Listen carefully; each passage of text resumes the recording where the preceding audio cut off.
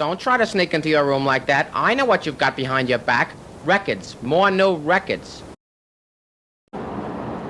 Here I am again at the Audio Salon in Santa Monica, California, where Maier Shadi is going to be holding a 2-day event to introduce the new TechDAS Air Force 10 air-bearing pivoted Tonearm.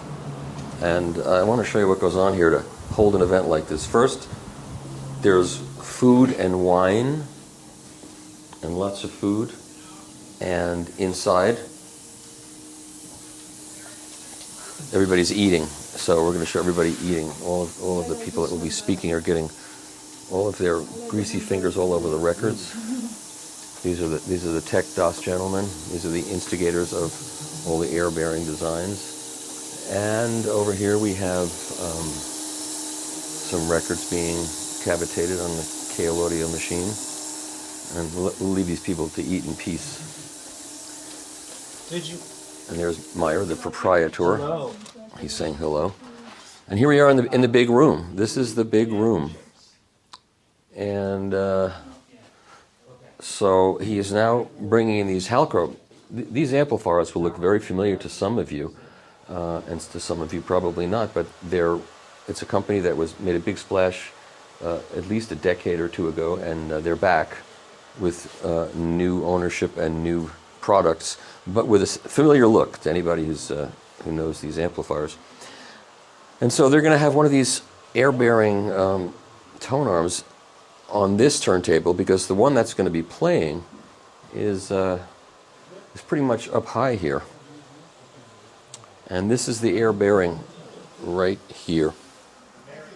It's not moving now because it's not populated with any air, but when the air is in there, this thing is free to spin, and that's the horizontal movement of the arm, and that is where the air bearing is applied. So here's the arm.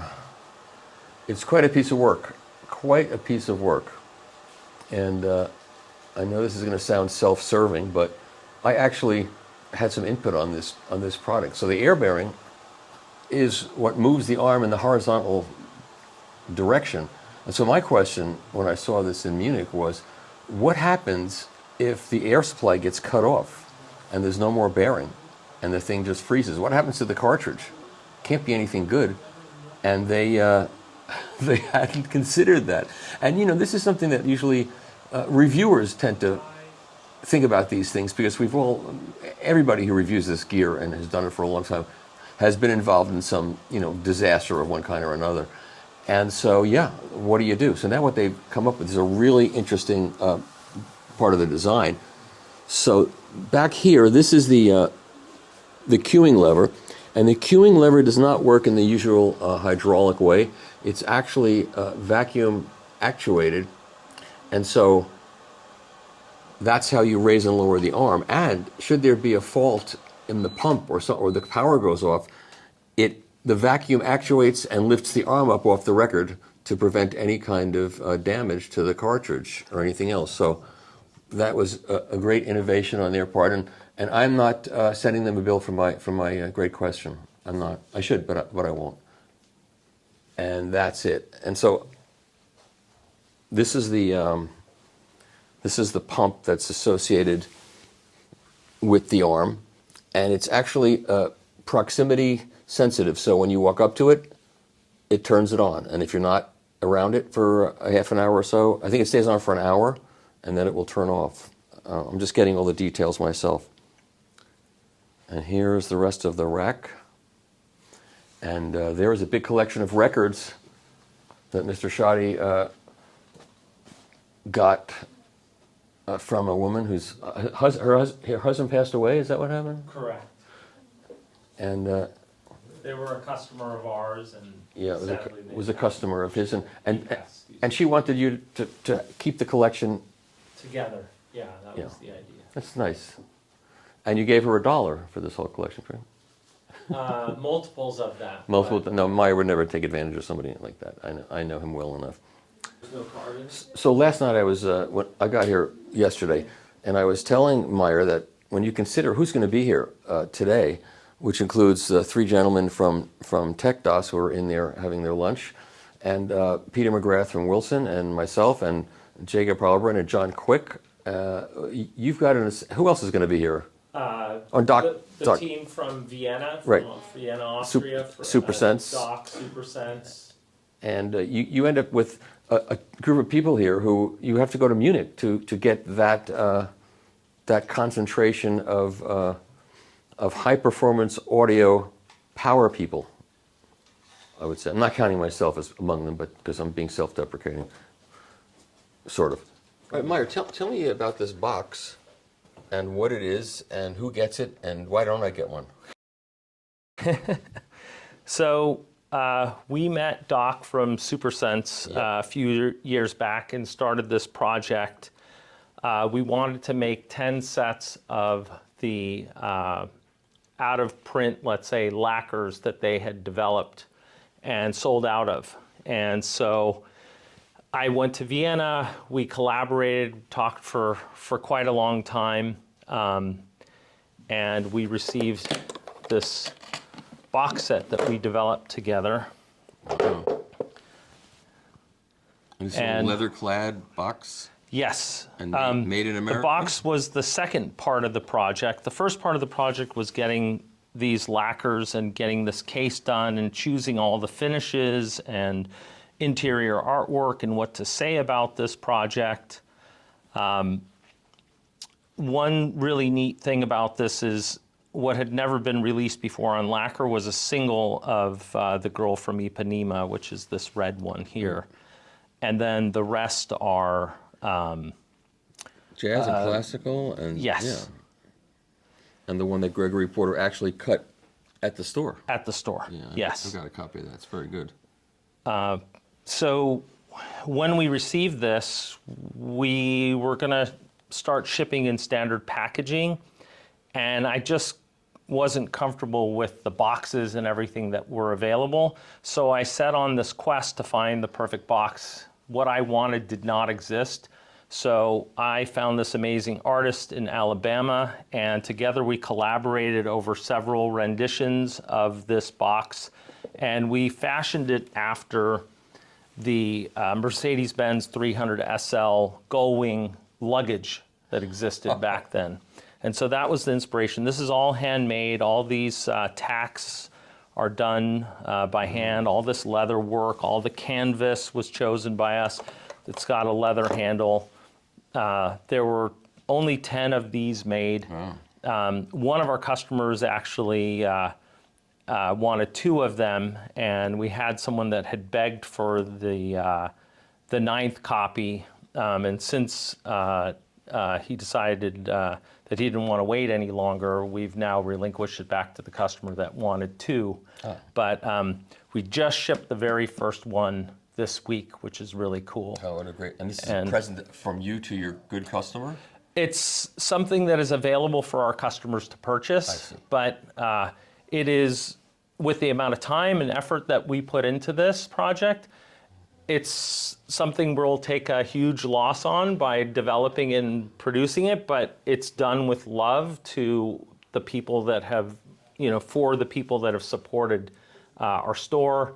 The very first customer just received his, and myself, Peter McGrath, and you got to see his response. He was so overjoyed. He called it, I think he called it the mother lode of all lacquers, and it's just so great to be associated with a group of people that care this much about quality. And so I wanted to have a case that was worthy of that project. Okay, we'll get started. And welcome, everybody. This is an event that we had hoped to do a lot sooner. In 2019, after we did the premiere of the Air Force Zero here, it was our plan with Nishikawa-san, may rest in peace, to do several more events over the next year and a half, and unfortunately that didn't come to pass, even though we kept in touch. And over that time we became the US distributor, and our relationship only grew, and we placed a number of Air Force Zeros within the country. it was up to us with the training that he had given us to build them up and service them and help people enjoy them, which some are in the room, and we thank you for your support. We really miss his guidance. We're here today to enjoy a project that he started, the Air Force 10 project, and he oversaw with this wonderful team that's now here to support us and carry things forward. Motofumi is a colleague that we've worked with close to 10 years now, and Hajime has been working on the engineering team for quite a long time, and Tsutomu-san has taken the helm to oversee the Stella group and make sure that we have all the product, the service, the support that we need. And they've come through in unique ways over and over again through the pandemic, and even in times when there were heavy back orders. And we really thank them for their incredible support. They are among the best partners anyone could ask for. Even though they're a newer company, they're right up there with the ultimate partner, which is Wilson Audio, which we're also presenting with today. And we welcome Peter McGrath, who is the person that shepherded me into the Wilson family. And we have people from all over the world and all over the country today, from Texas and Maryland and all over. So thank you all for coming. I will hand it over to Motofumi-san, and they will give you some technical description of the project and play some music. And then we'll take a short break. And then from there, we will hear from Peter McGrath and Michael Fremer, and then our friends that have flown in from Austria to present SuperSense, the lacquer project that we're super fond of. He's the CEO of Stella Group and wanted to say thank you in Japanese. He thanks you, all of you, joining us today. And so today we are going to do the launching of the TechDAS Air Force 10 Tonearm. It is a floating air-bearing Tonearm, and he hopes you will enjoy this event.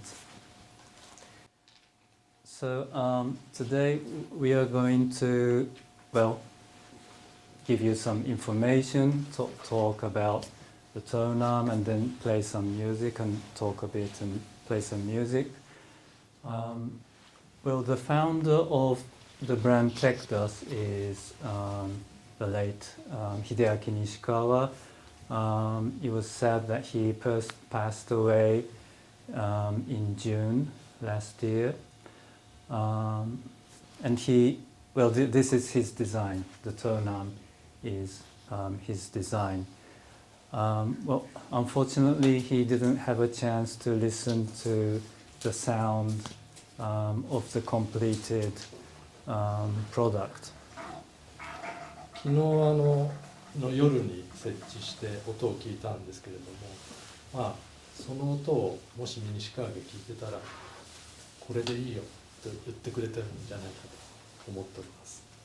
And yesterday we set up this Tonearm here, and we listened to the sound in this wonderful system, and he's sure that Hideaki Nishikawa will be happy and will be very pleased about the sound. 私は入社以来30年西川と一緒に過ごしてまいりまして、今後もテクダスの基本ポリシーはぶれずに進めていこうと思っております。And he has been working with Hideaki Nishikawa for 30 years since he joined the Stella group.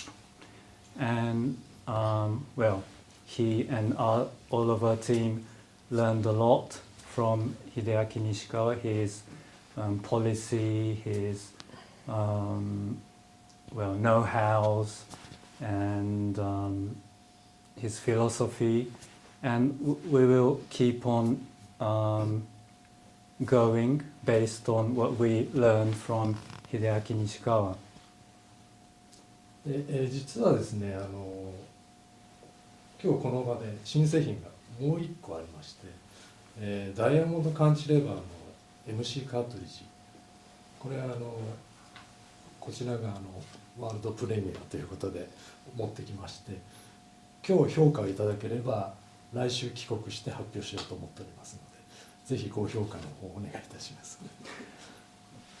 Well, today is the launch of the TechDAS Tonearm, but actually we have another brand new product here. It is our new cartridge, TDC01 DIA. It has a diamond cantilever. So this is the world premiere of this new cartridge.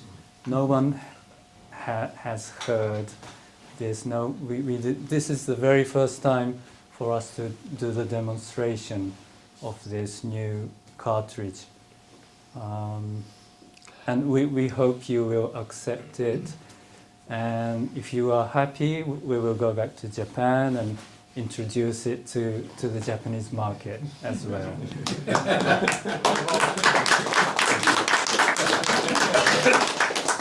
でこのまま通訳をしてますと明日になっちゃうので、元文の方にデモンストレーションをバトンタッチして進めたいと思います。どうぞお楽しみください。So he would like to keep on talking, but if we do the talking in Japanese, English translation, it will take so much time. So he will leave it to me, and I will continue to do the presentation. And he hopes you will enjoy. あとはマイヤーさんたちへのそうですね。あと最後にこの素晴らしい企画をしていただいたオーディオサロンのマイヤーさん、それとこの最高のシステムを準備していただいたスタッフの皆様にこの場をお借りして感謝申します。ありがとうございます。And he would like to thank Maier for this event, and for the audio salon team for all the hard work to make this happen.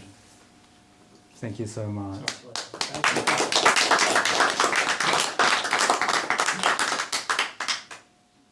And our approach is to use the air technologies. One of the air technologies is the air suspension. As for this Air Force Zero, the main unit is there are 4 suspensions, and the main unit weighs 350 kilograms, and 250 kilograms are, well, floating on the 4 suspension feet.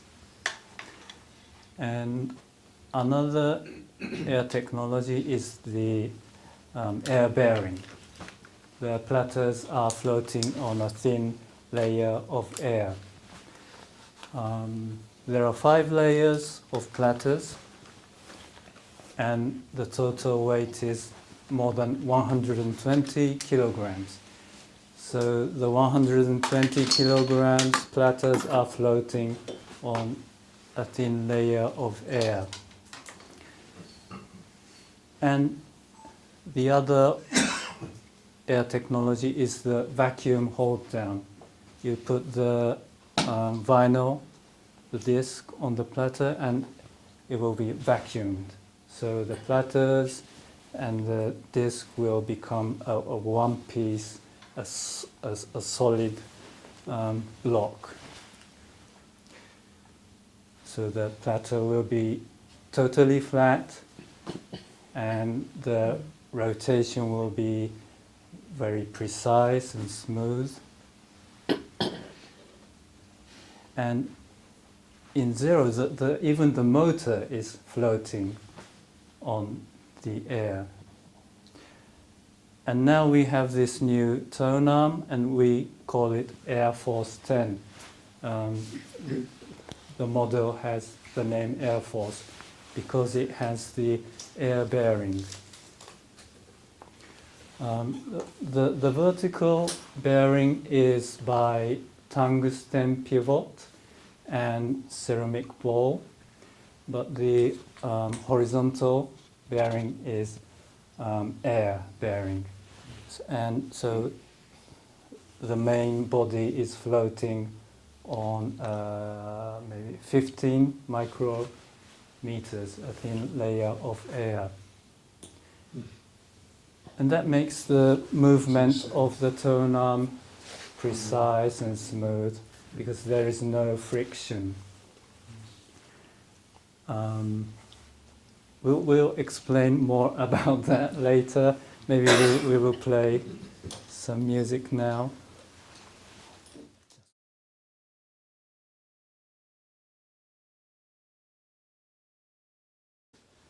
The main body. This is the airfloat base, quite heavy. And when you see on the top there are orifices. So the air comes from the air pump unit to here, and it is divided, the airflow is divided into and comes out from these small orifices. And How this many is holes are there on the front? 3 by 18 holes. Symmetrically arranged. Yes, it's like this. Absolutely symmetrically, yeah. 0.5 millimeter. And here, this is what we call this the air floater. It comes on here. And then what happens is this will float. And we can show, we'll connect this to the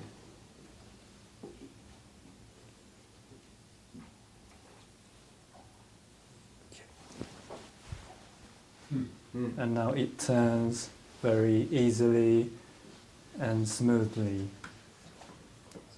And now it doesn't.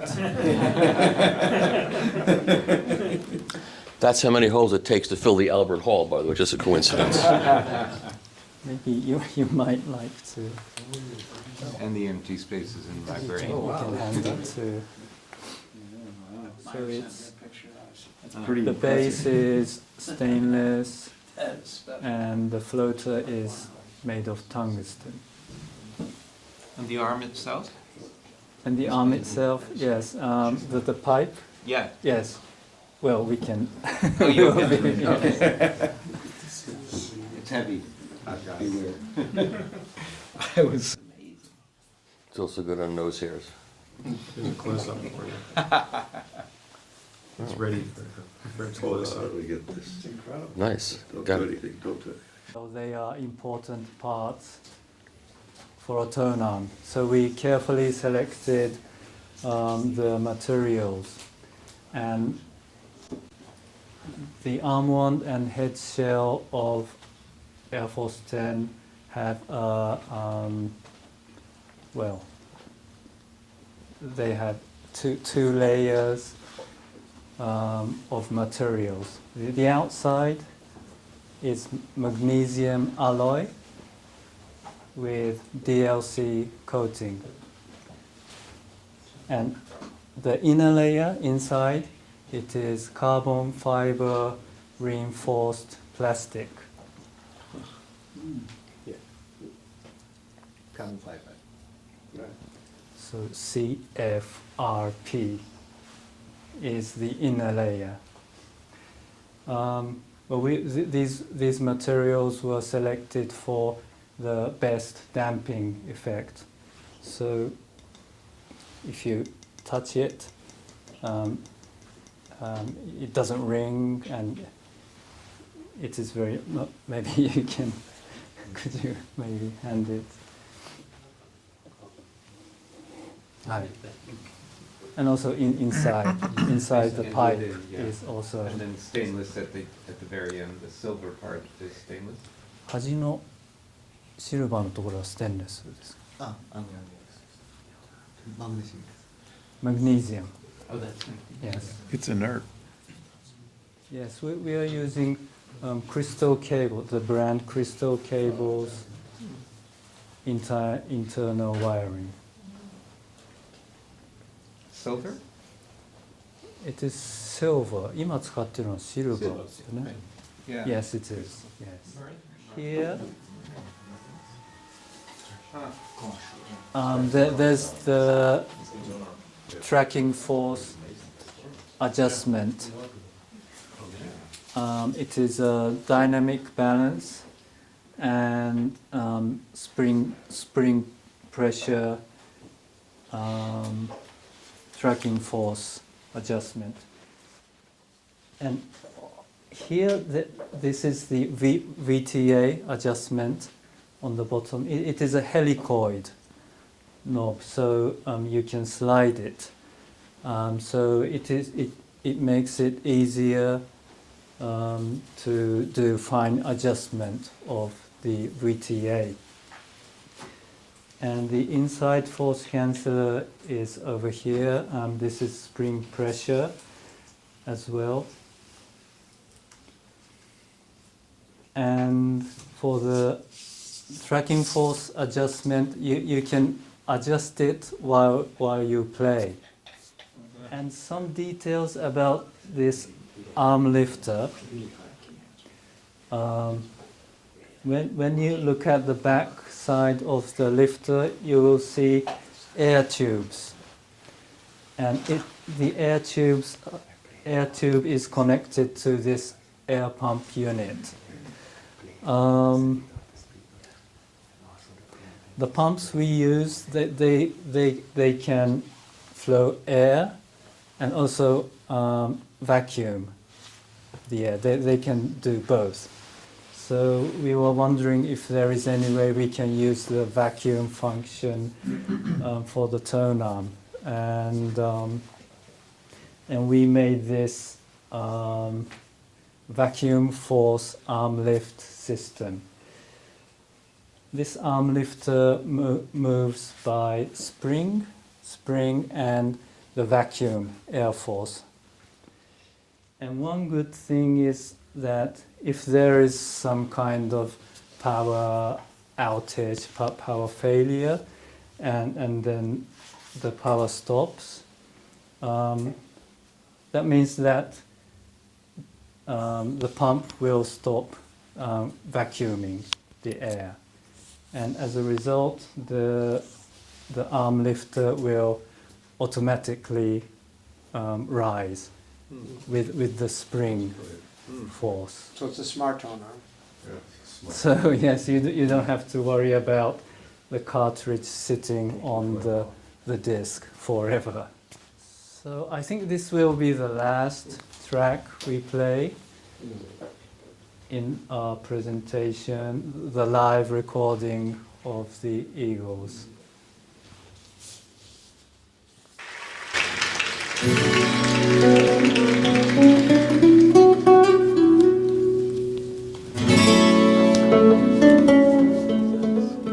Before we break, I really want to take a moment to have Attila, Briggy, and Stevie come forward. They're the team that make this place work and have been to many of your homes and made these projects all happen for you. So it really, it's an honor to work with them every day and have them look after everybody. We've become a family, and they're just amazing folks to work with every day. So please come up and.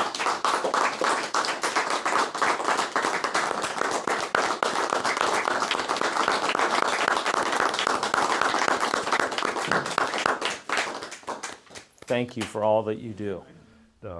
Well, what's very interesting about 2024 is the fact that we're now in our 50th year of doing what Wilson Audio does. And I'll bore you with a little bit of history, my personal history combined with David Wilson's history.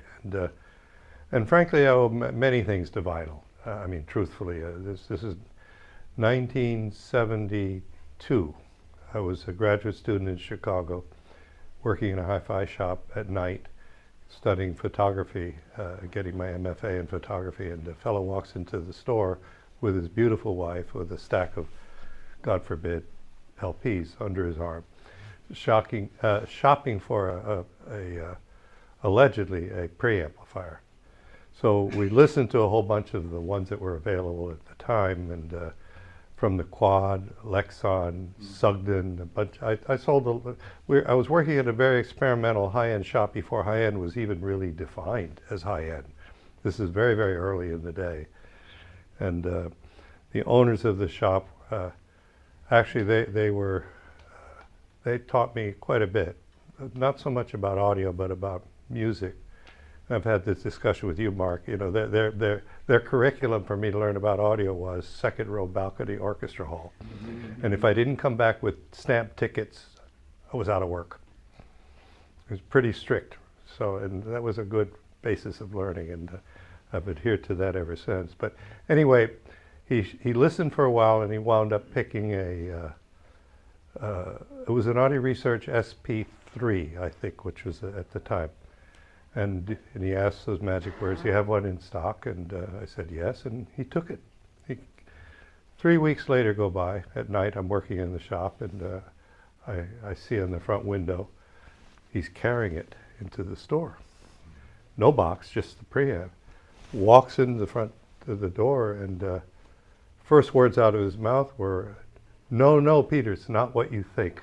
You know, because as a salesman, when you see a client bringing something back in, that's usually not good. That's not good news. So, so he puts it on the counter. He takes the lid off, and well, it's not the same inside. All kinds of things have been done inside, where the components for the RIAA on the motherboard had all been removed, and he instead replaced it with a card holder.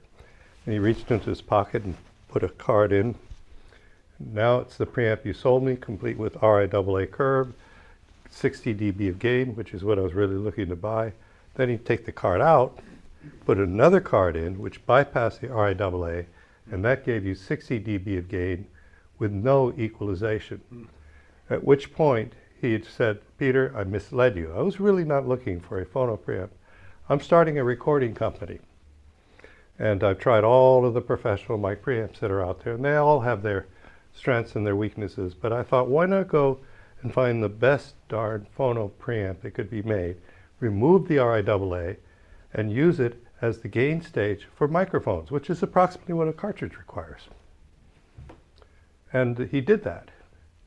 And he said, "The reason I'm doing it is I'm starting a recording company." And that recording company was Wilson Audio Specialties. And that was David Wilson. So I met him and worked with him before he even started Wilson Audio, before he even built his first loudspeaker. And as a young graduate student, I thought, this is someone I want to know. I love the way he thought out of the box. And that same kind of ingenious, intuitive thinking, not solving problems in the classical way, but thinking outside of the box. He went on to establish himself as an audio reviewer, a recording engineer, and a speaker designer. And he retained that skill.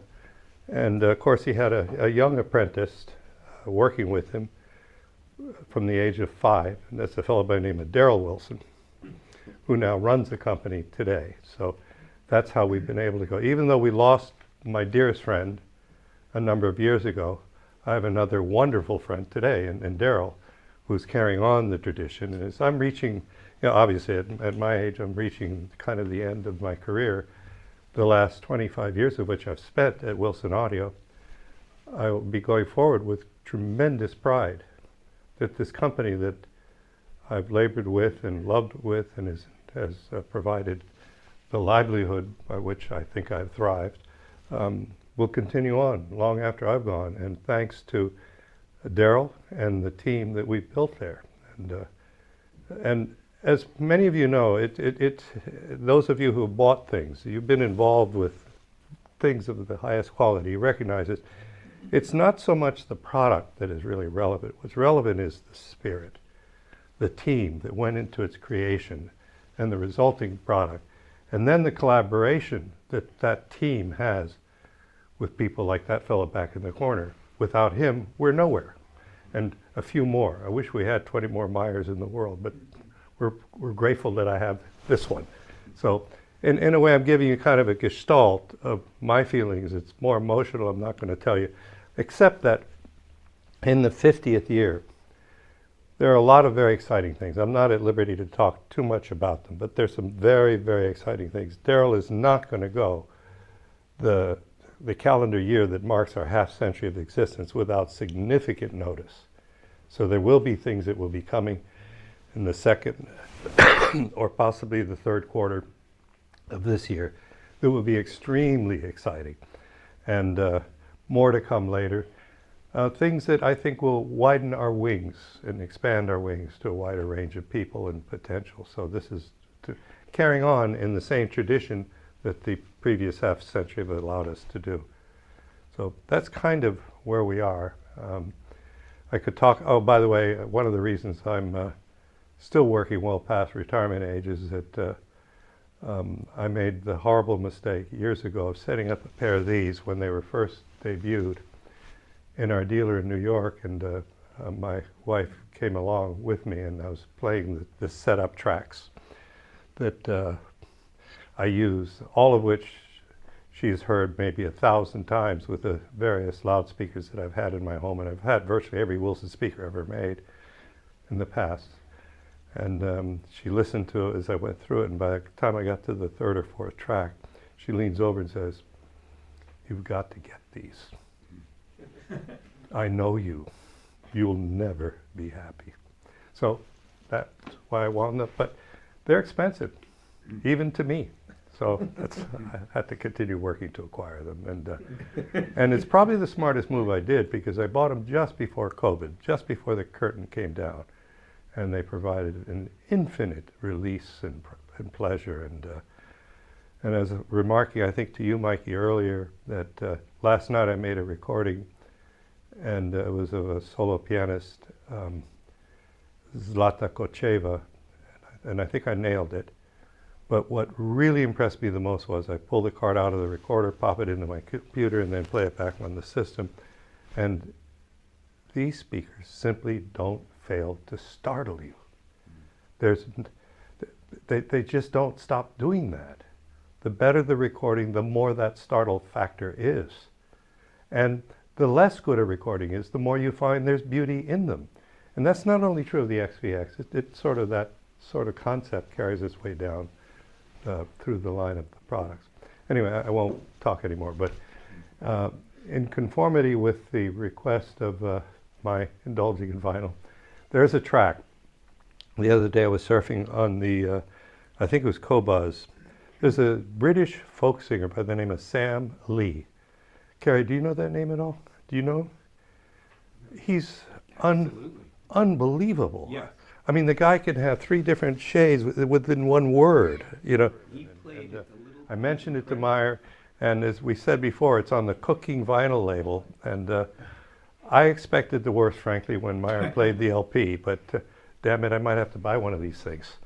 Or come to Encore and listen to him live. There you go. So let's without further ado, we're going to play the vinyl version of the streaming file that I heard on my XVX.